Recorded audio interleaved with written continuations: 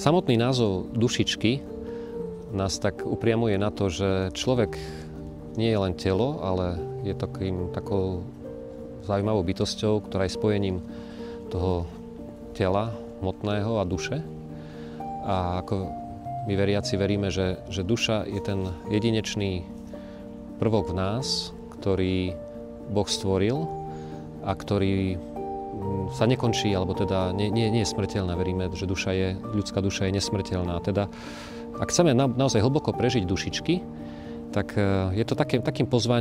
pozvaním pripomenúť si túto pravdu o našom živote, že našim tým pozemským putovaním sa na život nekončí, iba mení, hovorí liturgia cirkvi, a že teda duša odchádza do večnosti a že tam teda máme nádej na spásu a na skriesenie.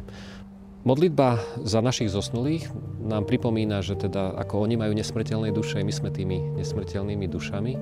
a že sme vzájomne takto prepojení, ale že to všetko, tú nádej, ktorú máme na večný život, je založená na našej viere v Krista, v jeho smrť na kríži a zmŕtvychvstanie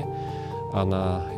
na to, že vlastne aj nás pozýva k tomu, aby sme v spoločenstve s ním a teda potom aj v spoločenstve s tými našimi drahými zosnulými prežívali nebo.